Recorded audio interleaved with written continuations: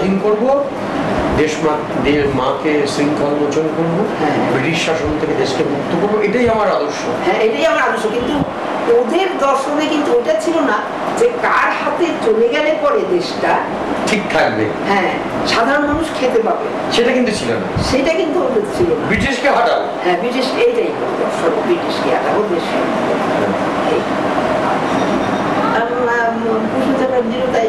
কুশল চ্যাটার্জি তো যখন আমাদের নেতাজি বেরিয়ে চলে এলো কংগ্রেস থেকে, ত্রিপুরা কংগ্রেস এই নেতাজিকে এই করলো না, ওরা দিল না, তখন বেরিয়ে চলে এসেছিল কি করলো, তখন তার সমস্ত ইয়াং ছেলেরা একদম লাটে পূর্ব বাংলার সব ইয়াং ছেলেরা কি হয়ে গেল, ফরওয়ার্ড ব্লক হয়ে গেল। দাদা হয়ে গেল, স্বাধীনতা ম্যাট্রিক পরীক্ষা দিয়ে পাশ করে এখানে এসে ওই ফরওয়ার্ড ব্লকের ওই যে একটা পত্রিকা ছিল, সেই পত্রিকার অ্যাসিস্ট্যান্ট এডিটর ছিল স্বাধীনতা ফরওয়ার্ড পত্রিকা। হ্যাঁ, ফরওয়ার্ড পত্রিকার আবার তাকে জেলে নিয়ে গেল, সেখান থেকে নিয়ে গেল, আবার না সে একবারই সেটা চলছে।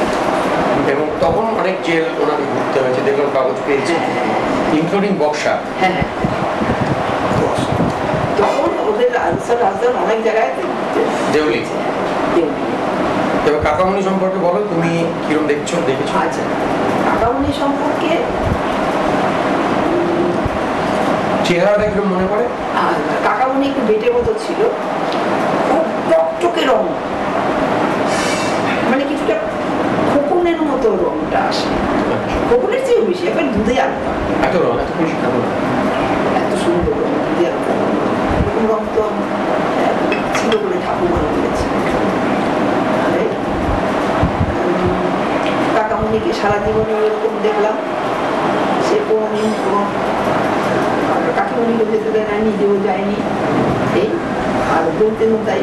আর দেশ যখন স্বাধীন হয় তখন আমাদের যখন মতামত নিয়েছিল, তখন আমরা এবং কাকামণি আমরা বলেছিলাম আমরা দেশ ভাগ করে স্বাধীনতা চাই, কংগ্রেস ওপিনিয়ন নিতে এসেছি।